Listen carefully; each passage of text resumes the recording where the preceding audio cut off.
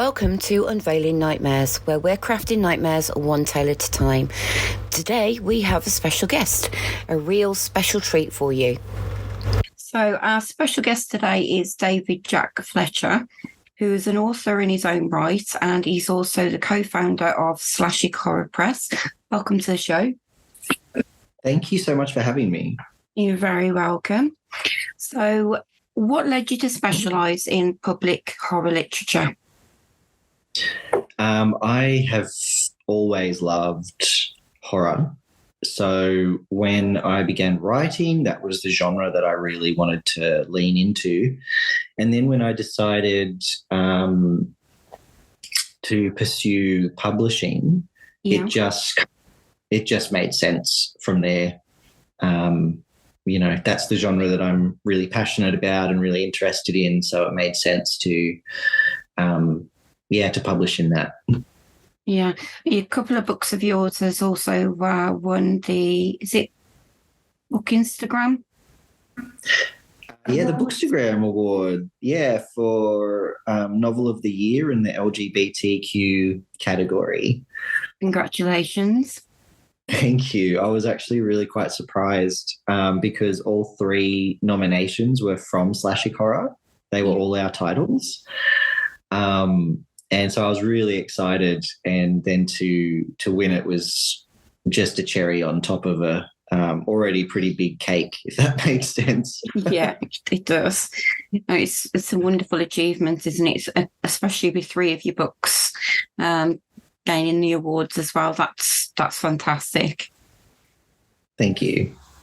So how has the genre of horror evolved in the publishing world over the years, do you think? For me, I've noticed a huge shift towards extreme horror. Yeah. The extreme or splatterpunk sort of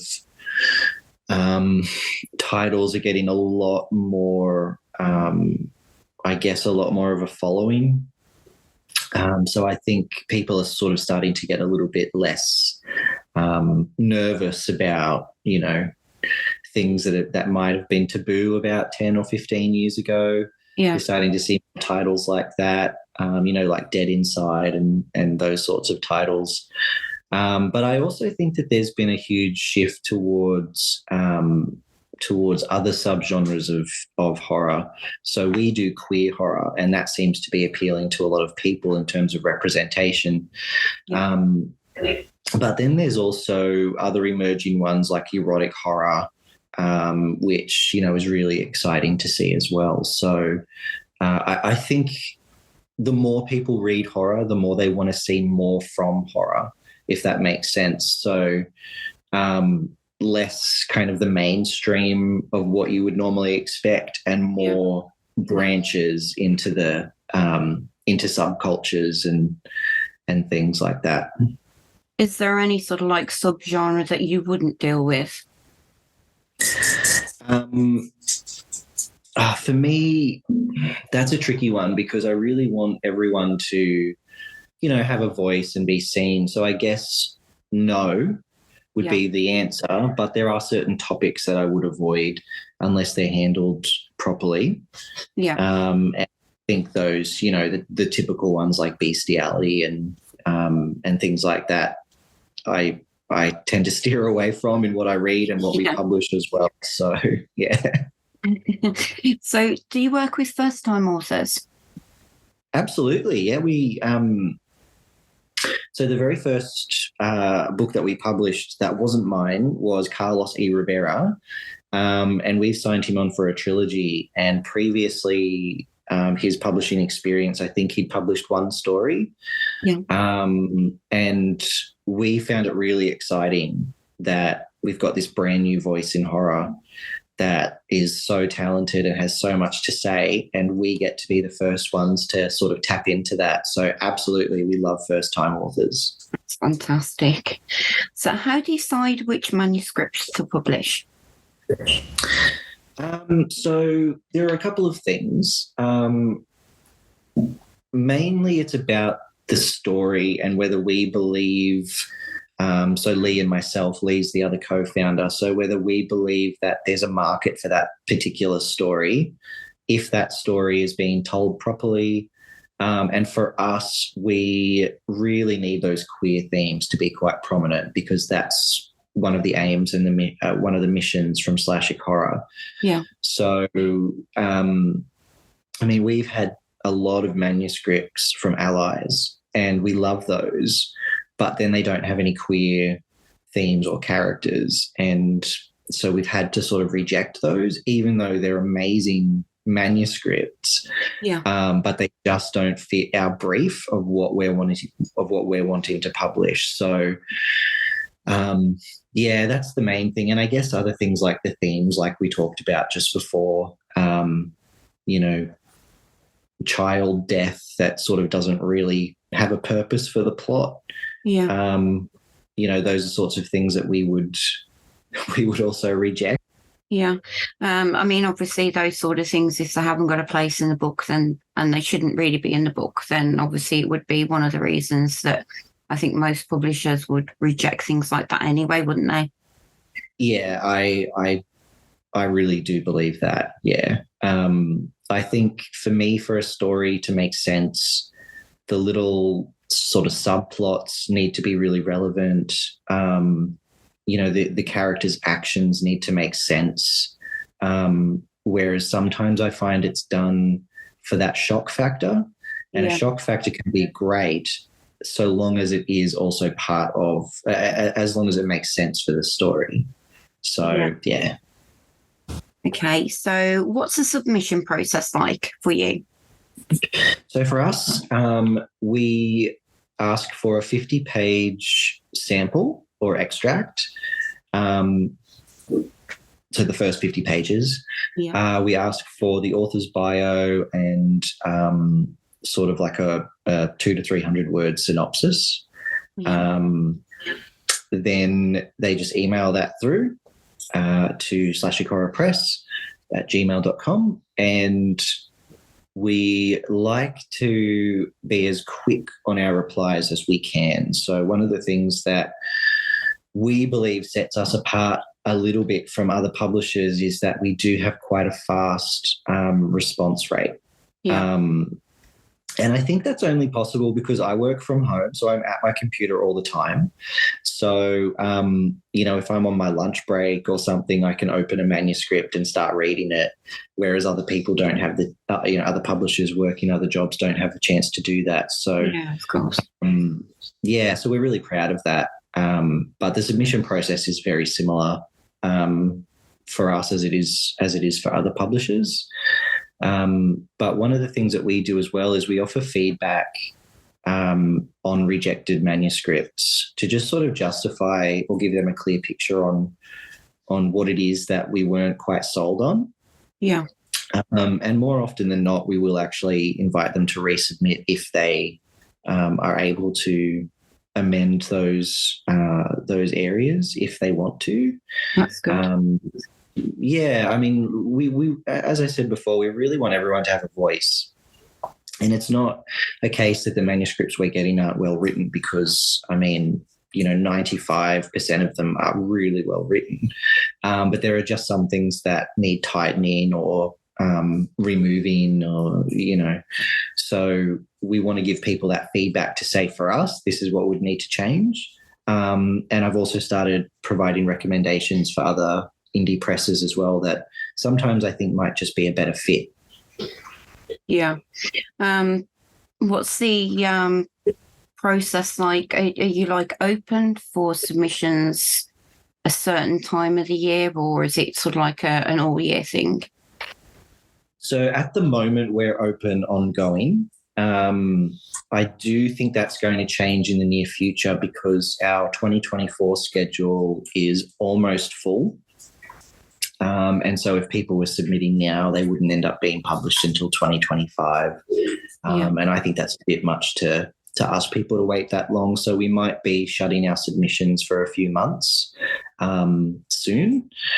But normally we do like to have a sort of open door policy with the submissions. Right, that's brilliant. And it's good that you give feedback on the ones that you've rejected as well, so that the author will have that clear understanding of why you've done that. There's a lot of publishing places that don't actually do that. So that's fantastic. Thank you. I had an experience. So before we started Slashic, I was submitting around to different indie presses, and I had some interest in Ravens Creek. But what I found was that publishers are so busy and they're always inundated. So I know that it's not personal, that they can't provide feedback, and that I'm sort of in a unique position where I can. So I want to take advantage of that. But I did get feedback from one publisher in particular, and it was really in-depth feedback. It was really great. The trouble with it was that it came 6 months after I submitted to them. Yeah. So by that point, I'd already redrafted twice, and a lot of the feedback that they provided was sort of not needed at that point because the manuscript had changed so much. Yeah. And I mean, I praised them a lot for still providing the feedback. It was really nice of them. It sort of just came a little too late, and that's another reason why we want to provide feedback in a really timely manner, probably within 4 to 5 weeks. So that way they're not sort of, because we know as authors we're always working on our manuscripts until they get accepted somewhere. Yeah. So yeah, for me that was like, thank you so much for giving me the feedback. Unfortunately, it's just not relevant anymore. Yeah, I mean, as an author, you know yourself the process better, don't you? If a publisher's never written before, you'd know it better, wouldn't you really? I mean, I'm not sure about that. People have been in the industry a lot longer than I have. But I guess I do have that sort of the other side of the coin perspective, because, I tried the traditional publishing for a while. I had my PhD published traditionally. So I have experience with that from that side. I've published a couple of, short stories and things. So I've worked with indie presses a fair bit. I also do editing for indie presses around the place. So I feel like I have a bit of a rounded perspective on how the process works from different angles. Yeah. So what role do beta readers and focus groups play in your processing, in your publishing process? Sorry. So beta readers will have been already, that part of the process will have already been done before someone is comfortable enough to submit to a publisher. So my experience with that is you write your first draft, you redraft that to a point you're happy with, you then send it out to beta readers, get some feedback, redraft again, and by that point it should be tight enough to send off to a publisher. So we don't engage beta readers ourselves, but we do engage ARC readers and reviewers. Yeah. So does that answer the question? It does, yeah. That's yeah, great. Cool. Thank you. Sometimes I think I just go on weird tangents, so I'm glad. Don't worry, you can go off in whatever tangent you want to. So how do you approach marketing for horror books? Oh, gosh, I really wish Lee was here to answer this question, because he's our marketer. He works in marketing as his day job, and he puts together the most amazing graphics. He knows all about things like SEO, hashtags, what sort of vibe works for horror versus other genres. He knows all that stuff much better than I do. Yeah. But one thing that I'm quite conscious of is knowing when to do things like KDP countdown deals, or offering a free book, the importance of newsletters and getting subscribers to our newsletters, because we often do provide like a free sample chapter for an upcoming book that we're releasing, and we see that sales can increase from that. Yeah. But in terms of the graphics, it was really funny because I said to Lee, I want to try and make a graphic for us. And he was like, okay, very supportive. So I made a graphic and I sent it to him, and I was really excited about it. And he kind of was like, really good try. It's not how I would have done it. And then he whipped one up in, 10 or 15 minutes. And it was the one that we ended up using. Yeah. And it was just perfect. So, yeah, I can't really offer much in the way of advice on marketing, unfortunately. But anyone who is keen to know about that, reach out to Lee. He's super friendly and always loves to chat. So, right. So, what elements do you think make for a good horror story? I think there are some things that are sort of universally creepy, that tap into things like childhood fears, like, the fear of the dark or fear of isolation or abandonment. And that's why some of the best books or the most popular horror novels, even Stolen Tongues and things, they sort of take place in secluded areas.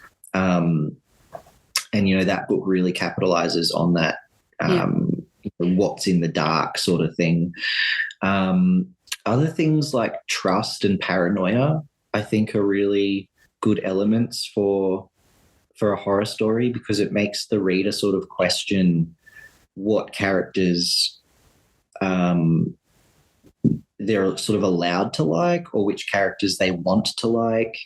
And it can also be a good way to slip in some red herrings into the book, so which can lead to a really good twist at the end. And I guess twists is another thing that I would put in the mix there. Yeah. And I think that's why the first Saw movie was so popular. Lots of people hated it, I know, but it was still a very popular movie. And it had that great twist at the end where the guy on the bathroom floor was alive the whole time. And I think that sort of really captured audiences. And so if you can do similar things like that with a book, then you're pretty well on the way to success. But also, I know I'm ranting a little bit, but I would also just add that I think it's also about which version of horror or which type of horror you want to write. So if you're doing body horror, for example, then the fear really becomes about sort of the limits of the body and, how far we're willing to go sacrificing a body for a goal and things like that. So, yeah, it's a very complex question, I think. Yeah. I think with body horror, sort of like splatterpunk and extreme, I think they take it to the extreme, don't they? There's not really a line in some of the subgenres. Yeah, but I also think that's sort of the point of it. So, extreme horror, I think, identifies the line and purposely goes past it. And that's one of the things that makes it extreme. And there are some really amazing extreme horror authors working today in the indie crowd. And, not much really phases me these days. But I read a story just the other week that we will end up publishing next year, and it made me squeamish. And I thought, it's done its job. If it's able to make, if it can make you squeamish, then it's done its job for sure. So how, as a publishing house, how would you deal with like sensitive or potentially controversial material?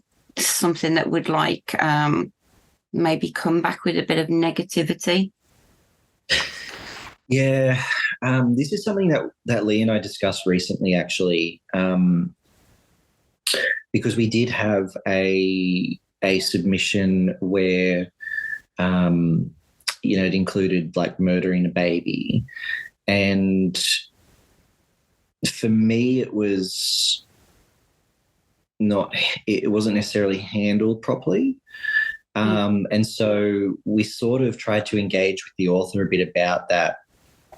It was a driving force for the narrative, so it was needed for the actual story, but the way it was sort of written about, I thought was a bit problematic. And after a bit of discussion with the author, we sort of came to a better understanding of what the author was trying to achieve. And I think that in itself was really helpful. Yeah. And this is also where I think trigger warnings can be useful, because the story itself that I'm talking about was really engaging, and it dealt with some really important themes. And so Lee and I kept saying, we don't want to shy away from those themes because they are really important. But is this aspect of the book going to end up being the focus and hiding those really important themes? And so then for us, it became a case of, if we add a trigger warning and also an author note to sort of explain, then readers will have much more context for it. So I think that's one way of handling it. And I think as well, if the author is unwilling to change anything or unwilling to listen to feedback, then that's not really someone that we might not be the right publishing house for that particular person then. Yeah, I mean, you have to be able to take a constructive criticism. Yes, spit the words out. Yeah. Criticism, you've got to be able to take it. Yeah, and I think it's not a case of, when someone tries to give you constructive criticism or constructive feedback, it really is coming from a good place. It's not coming from that place of like, your book sucks. It's coming from a place of, we see a lot of merit in your book. This is just a little troubling, and it could actually impact, your brand as an author. It could impact your readership. And these are some suggestions we have to sort of work around that. So it is really coming from a good place, so everyone can kind of walk away satisfied. And in my experience, most authors that I've dealt with have been really open to feedback, which is really nice to see. Yeah. Are you able to talk about a horror title that surprised you with its success? Not without sounding kind of mean, I guess. There are just some books that I notice. So as an editor, I tend to notice typos and spelling mistakes and sort of developmental issues. Maybe I'm a bit more sensitive to those things than some others. So there have been some books probably in the last 2 years that were really, really popular. And I mean, that's amazing for the author, or for the authors, I should say.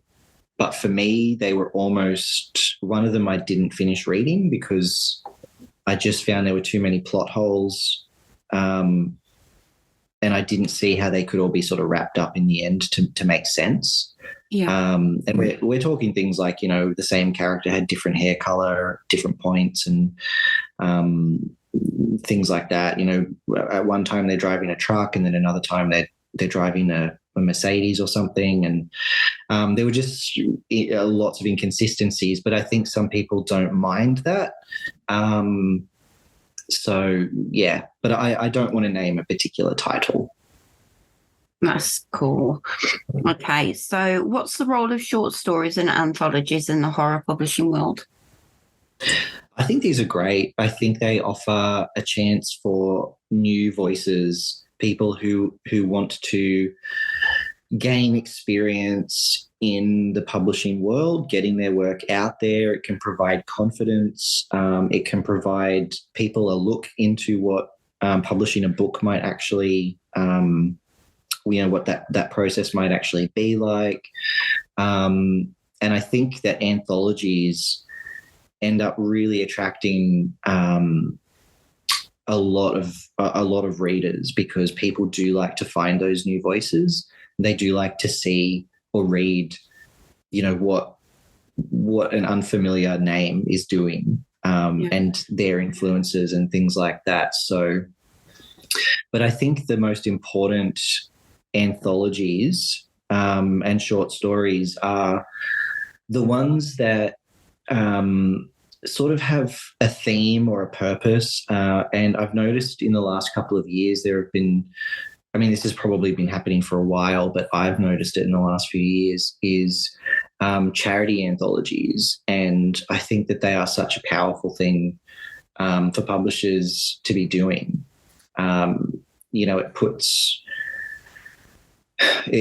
It puts a different sort of perspective on business. And it's like, as an indie publisher, you're not really making a huge amount of money. So to be able to sit there and say, I want to do a charity anthology and support this really important cause, I think that's a really beautiful thing to be doing. And I think that it also gets a lot of support from the indie crowd. People like, I can't think of it off the top of my head, but there was an LGBT collection that I think was a charity anthology last year or the year before. Yeah. And I just think that that's so nice. But in general, giving new authors that place to go and get their work out there, build that confidence, it helps them build a brand as well. And eventually they will start submitting novels around the place. So I think anthologies are great. Yeah. I've seen that Books of Horror have just released one, if that's correct, if I remember right. Yeah, I think they're on their fourth volume now. Yeah.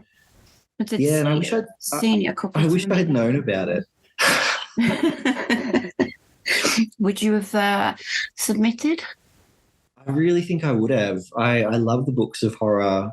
I love what they're doing. Everyone in that group is so supportive and they're so passionate about horror. And I've seen some people's careers actually take off because of that group, and it's really nice. And, they do merchandise and they do all sorts of things, and they've just done the Halloween October Books of Horror book box. And, I just think they're doing some really, really amazing things there. So I would have loved to have participated in one of the anthologies, maybe next year. I'm sure you will.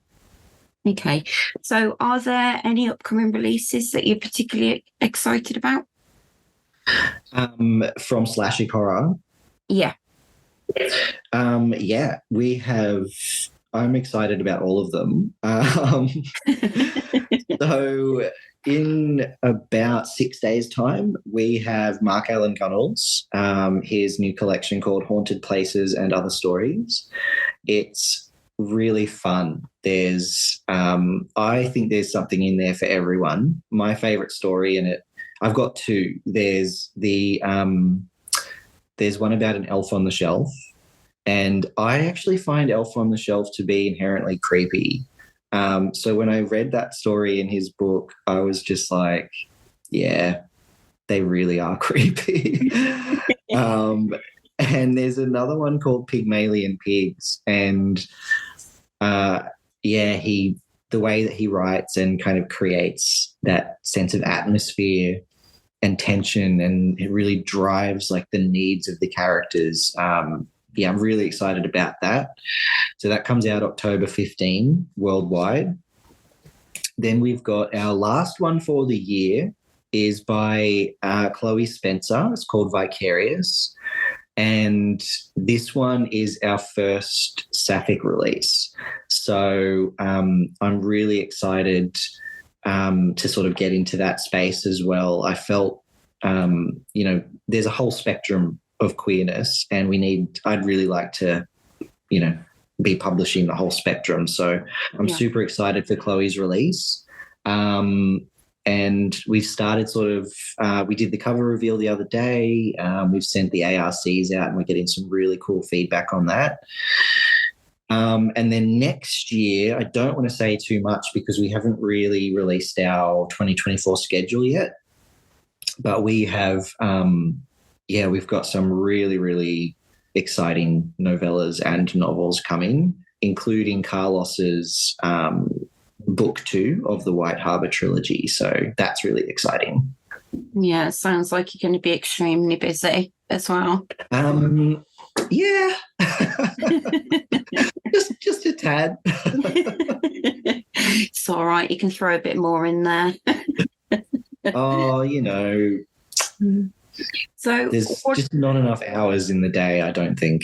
Oh, no. Tell me about it. So what are you looking forward to in the future of horror publishing? I'm looking forward to kind of just more of it. I know that there's Caitlin Marceau's got a new press coming out, and that's the erotic horror stuff. And I think that is a genre or a subgenre of horror that's going to really take off, because that whole like pleasure versus pain and that sort of thing, I think, is a really interesting kind of topic to explore. Yeah. Clive Barker's been doing it for years, and I think, there's definitely a market for it. So I'm super excited for that. And I know another publisher that's also starting a new imprint. So I'm really loving the fact that there are all these new imprints that keep coming out, and they keep providing new and interesting avenues for authors, but also for readers. So, yeah, I'm just excited for more. Yeah, it's certainly going to be interesting. And horror, all the subgenres of horror, they just seem to be, in my opinion, just getting more contraction, don't they? Yeah, and I think it's a good thing. I mean, people are not going to get bored, that's for sure. And we're going to start seeing a lot more previously undiscovered authors. And for me, that's really exciting. Yeah. Well, thank you very much, David, for being on the show. It's been wonderful having you here. Is there anything else you'd like to add? No, I just hope that people engage with your channel. I think what you're doing is great. So thank you so much. Thank you. And if anyone is interested in our Slashic Horror titles, you can find us on Facebook, Instagram, Twitter, because I'm still going to call it Twitter. And it just sounds weird calling it X. So I'm going to keep calling it Twitter. We've got a website as well, so you can check us out there, as well as all our titles. And our books are available Amazon, Barnes & Noble, Books A Million, anywhere that books are sold, really. So, yeah, we'd love to hear what everyone thinks about our titles. That's fantastic. Well, I hope everything goes well for you, and I'll speak to you soon. Thanks so much. Stay tuned, dear listeners, for more spine-tingling tales and dark discussions in a world of extreme horror. Until next time, remember the nightmares are real, and here on Unveiling Nightmares, we're crafting nightmares one tale at a time.